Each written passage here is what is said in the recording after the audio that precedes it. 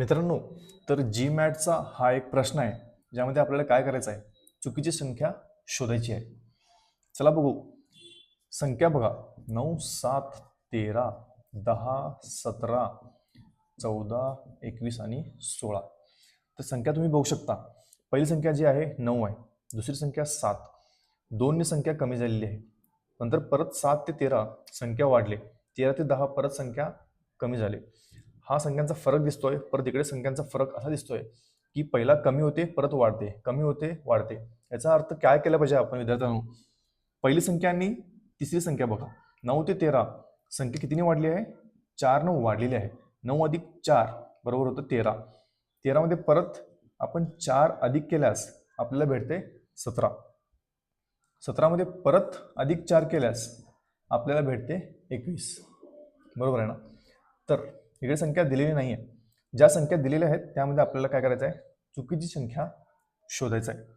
आपण काय करू, आता संख्या ज्या 2 नंबरला आहेत किंवा सम नंबरला आहेत त्यांना आपण चेक करू. 7 आणि 10 इकडे काय होतंय, 3 ने फरक दिसतोय.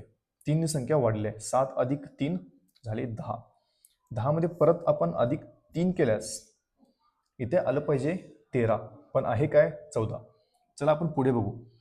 14 परत अधिक 3 केली पाहिजे तर होते 17, पण इथे 16 दिलेला आहे. अगर आपण ह्या 16 आणि ह्या संख्या 10ला बघितल्यास संख्या टोटल आहेत 6. याचा अर्थ काय, 10, 13, 16 हा असा क्रमांक लागला पाहिजे. बरोबर आहे विद्यार्थ्यांनो? हा 10, 13, 16चा क्रमांक इथे लागला पाहिजे. तर आपली चुकीची संख्या कोणती होती? इथे जी चुकीची संख्या आहे ती किती आहे? 14 आहे. कारण का, इथे आपल्याला पाहिजे 13. 10 ते 13 होतं, 3 नी फरक पडतो. परत 13 ते 16 होतो अधिक 3 केल्यास. करेक्ट? तर जी चुकीची संख्या आहे, चुकीची संख्या जी आपली आहे ती किती आहे? 14 आहे.